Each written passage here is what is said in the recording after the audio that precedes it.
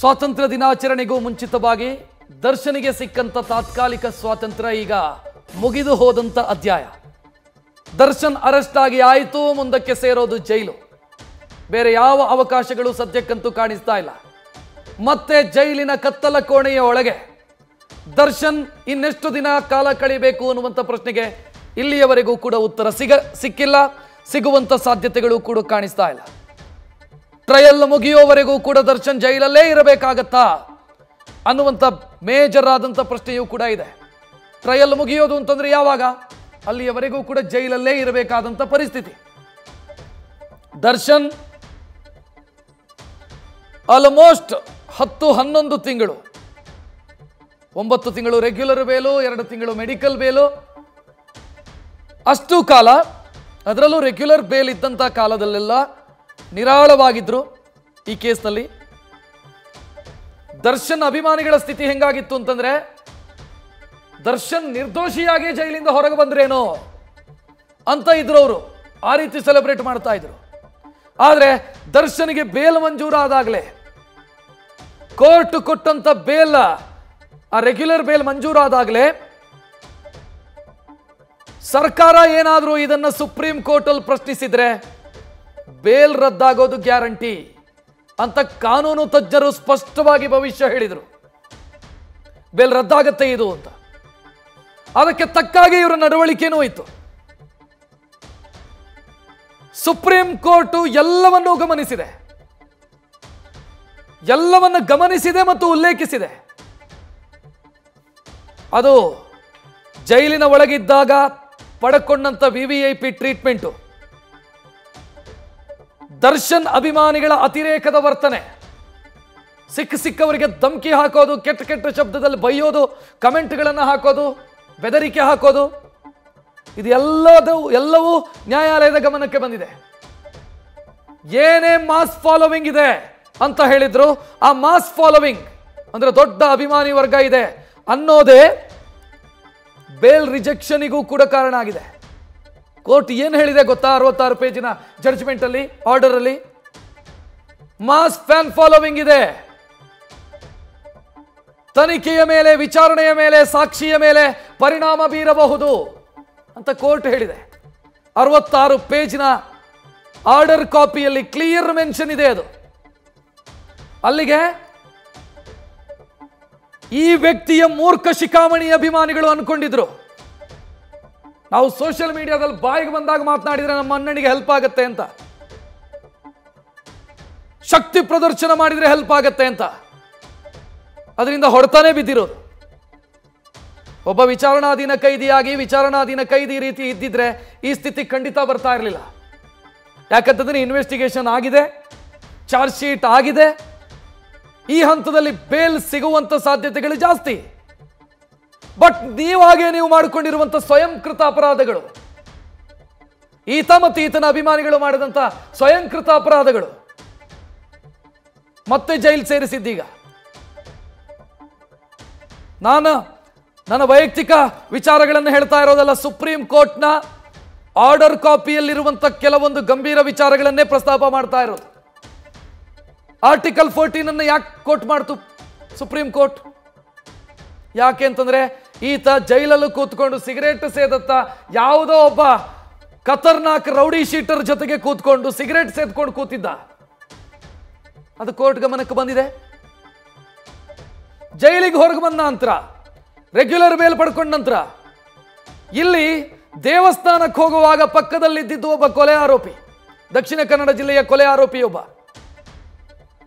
ಥಾಯ್ಲ್ಯಾಂಡಿಗೆ ಹೋಗಿ ಚಿತ್ರೀಕರಣ ಕೂತ್ರೆ ಅಲ್ಲಿ ಪಾರ್ಟಿ ಮಾಡಿದ್ದು ಮತ್ತೊಬ್ಬನ ಜೊತೆಗೆ, ಇದೇ ರೀತಿ ಕ್ರಿಮಿನಲ್ ಹಿನ್ನೆಲೆಯ ಇರುವಂತ ವ್ಯಕ್ತಿಯ ಜೊತೆಗೆ. ನಾವು ಅನ್ಕೊಂಡಿರಬಹುದು, ನಾನು ಏನು ಮಾಡಿದ್ರು, ಬೆಕ್ಕು ಕಣ್ಣು ಮುಚ್ಚಿ ಹಾಲು ಕುಡಿದ್ರೆ ಗೊತ್ತಾಗಲ್ಲ ಅಂತ ಬೆಕ್ಕು ಅನ್ಕೊಂಡಿರುತ್ತೆ. ಬಟ್ ಜಗತ್ತಿಗೆ ಗೊತ್ತಿರುತ್ತೆ. ನ್ಯಾಯಾಲಯ ಎಲ್ಲವನ್ನ ಕೂಡ ಸೂಕ್ತ ಸಮಯದಲ್ಲಿ ಗಮನಿಸತ್ತೆ ಮತ್ತು ಅದಕ್ಕೆ ಏನು ಮಾಡಬೇಕೋ ಮದ್ದು ಅದನ್ನು ಮಾಡುತ್ತೆ. ಪ್ರಜ್ವಲ್ ಕೇಸಲ್ಲಿ ಏನಾಯ್ತು? ಪ್ರಜ್ವಲ್ ರೇವಣ್ಣ ಕೇಸಲ್ಲಿ 2 ಪ್ರಮುಖ ಆದೇಶಗಳು, ಒಂದು ತೀರ್ಪು ಮತ್ತೊಂದು ಆದೇಶ. ತೀರ್ಪು ಪ್ರಜ್ವಲ್ ಕೇಸಲ್ಲಿ ಬಂದಂತ ಜನಪ್ರತಿನಿಧಿಗಳ ವಿಶೇಷ ನ್ಯಾಯಾಲಯ ಕೊಟ್ಟಂತ ತೀರ್ಪು ಕನ್ವಿಕ್ಷನ್ ಆಯಿತು ಪ್ರಜ್ವಲ್ ರೇವಣ್ಣಗೆ. ಇದು ಆರ್ಡರ್ ಬೇಲಿಗೆ ಸಂಬಂಧಿಸಿದಂತೆ. ಇಲ್ಲೂ ಕೂಡ ನೀನು ಯಾರೇ ಆಗಿರಬಹುದು, ಎಷ್ಟೇ ದೊಡ್ಡ ವ್ಯಕ್ತಿ ಆಗಿರಬಹುದು, ಎಂಥದ್ದೇ ಆಗಿರಬಹುದು, ನೀನು ಕಾನೂನಿನ ಮುಂದೆ ಕಾನೂನು ನಿನಗೂ ಒಂದೇ, ಇನ್ನೊಬ್ಬನಿಗೂ ಒಂದೇ. ಸುಪ್ರೀಂ ಕೋರ್ಟ್ ಹೇಳಿರೋದಿದು. ಕಾನೂನು ಎಲ್ಲರಿಗೂ ಒಂದೇ. ಶ್ರೀಮಂತ ಇರಬಹುದು, ಬಡವ ಇರಬಹುದು, ಪ್ರಭಾವಿ ಇರಬಹುದು, ಏನೂ ಅಲ್ಲದವನು ಇರಬಹುದು, ಎಲ್ಲರಿಗೂ ಕಾನೂನು ಒಂದೇ. ಕಾನೂನಿನ ಅಡಿಯಲ್ಲಿ ಎಲ್ಲರೂ ಸಮಾನರು. ಆರ್ಟಿಕಲ್ 14. ಈತನಿಗಿರುವಂತ ಅವಕಾಶ ಉಳಿದವರಿಗೂ ಇದೆ. ಈತನಿಗೆ ಸಿಗುವಂತ ವಿನಾಯಿತಿಗಳು ಉಳಿದವರಿಗೂ ಸಿಗಬೇಕು. ಇದು ಕೋರ್ಟ್ನ ಕ್ಲಿಯರ್ ಅಬ್ಸರ್ವೇಷನ್. ಸುಪ್ರೀಂ ಕೋರ್ಟ್ ಬಹಳ ಅಚ್ಚರಿ ಅಂತಂದ್ರೆ ಸುಪ್ರೀಂ ಕೋರ್ಟ್ ಈ ತೀರ್ಪನ್ನ, ಈ ಆದೇಶವನ್ನ ಲ್ಯಾಂಡ್ ಮಾರ್ಕ್ ಅನ್ನೋ ರೀತಿಯಲ್ಲಿ ತೆಗೆದುಕೊಂಡಿದೆ. ಯಾಕೆಂತಂದ್ರೆ ನೀವು 66ನೇ ಪೇಜಿನ ಕೊನೆಯ ಪೇಜಲ್ಲಿ ಸುಪ್ರೀಂ ಕೋರ್ಟ್ ಏನು ಹೇಳಿದೆ ಅಂತಂದ್ರೆ, ಈ ಜಡ್ಜ್ಮೆಂಟ್ನ, ಈ ಆರ್ಡರ್ನ 66 ಪೇಜಿನ ಕಾಪಿಯನ್ನ ದೇಶದ ಎಲ್ಲಾ ಹೈಕೋರ್ಟ್ಗಳಿಗೂ ಕಳಿಸಿ ಮತ್ತು ದೇಶದ ಎಲ್ಲಾ ಜೈಲಿನ ಸೂಪರಿಂಟೆಂಡೆಂಟ್ಗಳಿಗೂ ಕೂಡ ಕಳಿಸಿ. ಇದು ಸುಪ್ರೀಂ ಕೋರ್ಟ್ ಹೇಳಿರೋದು. ಅಂದ್ರೆ ಈ ತೀರ್ಪು, ಈ ಆದೇಶ, ಇವತ್ತು ಸುಪ್ರೀಂ ಕೋರ್ಟ್ ಕೊಟ್ಟಿರುವಂತಹ ಆದೇಶ, ಇದು ಉಳಿದ ಕೇಸಿಗಳಿಗೂ ಕೂಡ ಮಾನದಂಡ ಇದು ಅನ್ನೋದು ಸುಪ್ರೀಂ ಕೋರ್ಟ್ನ ಕ್ಲಿಯರ್ ಮೆಸೇಜ್. ಸದ್ಯ ಅನ್ನಪೂರ್ಣೇಶ್ವರಿ ನಗರ ಪೊಲೀಸ್ ಸ್ಟೇಷನ್ ಅಲ್ಲಿ 5 ಆರೋಪಿಗಳಿದ್ದಾರೆ. ಚಿತ್ರದುರ್ಗದ ಅನುಕುಮಾರ್ ಮತ್ತು ಜಗದೀಶ್ ಅನ್ನು ಹೊರತುಪಡಿಸಿ 5 ಆರೋಪಿಗಳು ಸದ್ಯ ಅನ್ನಪೂರ್ಣೇಶ್ವರಿ ನಗರ ಸ್ಟೇಷನ್ ಅಲ್ಲಿ, ಮತ್ತಿಬ್ಬರು ಚಿತ್ರದುರ್ಗದಿಂದ ಬರ್ತಾ ಇದ್ದಾರೆ. ಜಗದೀಶ್ ಮತ್ತು ಅನುಕುಮಾರ್ ಅವರ ಪರಿಸ್ಥಿತಿ ನೋಡಿ. ಯಾರದ್ದೋ ಮಾತು ಕೇಳಿ ಯಾರೋ ಒಬ್ಬ ಹೀರೋ ಆತನ ಜೊತೆಗೆ ಫೋಟೋ ತೆಗೆದುಕೊಳ್ಳೋದಕ್ಕೆ ನನಗೆ ಅವಕಾಶ ಸಿಗತ್ತೆ ಅಂತ ಅನ್ಕೊಂಡು ದುಡಿದು ತಿಂತಾ ಇದ್ದಂಥ ಬಡಪಾಯಿಗಳು ಅಂತಂದ್ರೆ ಅಲ್ಲಿಯವರೆಗೆ ರೇಣುಕಾಸ್ವಾಮಿ QSL ಅವ್ರ ಬಡಪಾಯಿಗಳಲ್ಲ, 302 ಇದೆ ಇಬ್ಬರ ಮೇಲೂ ಕೂಡ. ಬಟ್ ಅಲ್ಲಿಯವರೆಗೆ ದುಡಿದು ತಿಂತಾ ಇದ್ದವರು. ಶ್ರೀಮಂತರ ಮನೆಯ ಮಕ್ಕಳ ಅಂತ ಕೇಳಿದ್ರೆ ಇಲ್ಲ, ಬಡವರು. ಅಂಥವರು ರಿಕ್ಷಾ ಓಡಿಸ್ತಾ ಇದ್ದವರು, ಇಂಥವರು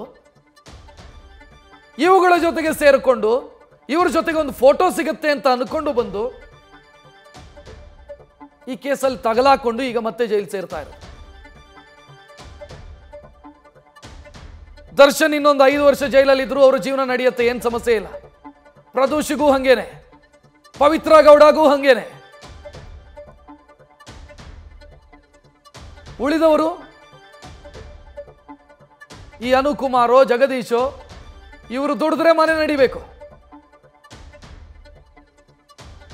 ಇವರನ್ನು ನಂಬಿಕೊಂಡಿರುವಂತ ಕುಟುಂಬ, ಅವರ ಪರಿಸ್ಥಿತಿ ಬೇಲ್ ಪಡೆಯೋದಕ್ಕೆ ಒದ್ದಾಡಬೇಕಾಯ್ತು. ಬೇಲಲ್ಲ, ಬೇಲ್ ಸಿಕ್ತು ಇವರಿಗೆ. ಬೇಲ್ ಸಿಕ್ಕ ನಂತರ ಕಂಡೀಷನ್ ಫುಲ್ಫಿಲ್ ಮಾಡಬೇಕಿತ್ತಲ್ಲ, ಅಂದ್ರೆ ಬಾಂಡ್ ಕೊಡಬೇಕು, ಇದೆಲ್ಲ ಆಗಬೇಕಿತ್ತು. ಅದನ್ನು ಮಾಡೋದಕ್ಕೆ ಒದ್ದಾಡ್ಬಿಟ್ರು ಅವರು, ಮಾಡಕ್ಕಾಗ್ಲಿಲ್ಲ. ಬೇಲ್ ಸಿಕ್ಕು ಕೆಲ ದಿನಗಳ ಕಾಲ ಜೈಲಲ್ಲೇ ಇರಬೇಕಾಯ್ತು. ಯಾಕಂತಂದ್ರೆ ಬಾಂಡ್ ಕೊಡೋರು ಇರಲಿಲ್ಲ. ಸೊ ಇಂಥ ಸ್ಥಿತಿಯಲ್ಲಿ ಇರೋರು ಈಗ ಮತ್ತೆ ಜೈಲು ಸೇರ್ತಾ ಇದ್ದಾರೆ. ಬೇಕಾ ದೊಡ್ಡವರ ಸಹವಾಸ, ಬೇಕಾ ಸೆಲೆಬ್ರಿಟಿಗಳ ಸಹವಾಸ? ಸೆಲೆಬ್ರಿಟಿ ಸಿನಿಮಾ ಮಾಡಿದ್ರೆ ದೂರದಲ್ಲಿ ನೋಡೋದು, ಟಿಕೆಟ್ ತಗೊಂಡು ಸಿನಿಮಾ ನೋಡೋದು, ಕ್ಲಾಪ್ ಹಾಕೋದು, ಮನೆಗೆ ಬರೋದು, ಇಷ್ಟ ಆದ್ರೆ ಮುಗೀತು. ಅಭಿಮಾನದ ಅತಿರೇಕ ತೋರಿಸೋದಕ್ಕಾದ್ರೆ ಏನಾಗತ್ತೆ ಅನ್ನೋದಕ್ಕೆ ಉದಾಹರಣೆಗಳಿವು. ಇನ್ನು ಇದಾದ ನಂತರನೂ ಈ ತರ ಅಭಿಮಾನಿಗಳು ಪಾಠ ಕಲ್ತ್ರ ಇಲ್ಲ. ಅಲ್ಲೆಲ್ಲೋ ರಮ್ಯಾ ಅವರಿಗೆ ಕಮೆಂಟ್ ಮಾಡಿದ್ರು, ಅವರು ಜೈಲು ಸೇರಿದ್ರು. ರಮ್ಯಾ ಅವರಿಗೆ ಕೆಟ್ಟದಾಗಿ ಕಮೆಂಟ್ ಮಾಡಿ, ಕೊಳಕು ಭಾಷೆಯಲ್ಲಿ ಕಮೆಂಟ್ ಮಾಡಿ ಜೈಲು ಸೇರಿದ್ರು. ಇನ್ನೂ ಕೆಲವು ಅರೆಸ್ಟ್ ಆಗ್ಲಿಕ್ಕೆ ಪೆಂಡಿಂಗ್ ಇದ್ದಾವೆ. ತಪ್ಪು ಮಾಡ್ತಾರೆ, ತಪ್ಪಿನಿಂದ ಪಾಠ ಕಲಿಬೇಕು. ಬಟ್ ಇವುಗಳಿಗೆ ತಲೆಯಲ್ಲಿ ಏನೂ ಇಲ್ಲ ಅಂತ ಅನ್ಸುತ್ತೆ. ಪಾಠ ಕಲಿಯೋ ಗಿರಾಕಿಗಳೇ ಅಲ್ಲ. ನ್ಯೂಸ್ ಫಸ್ಟ್, ನಿರ್ಭೀತಿಯಿಂದ ನಿಮ್ಮ ಪರವಾಗಿ.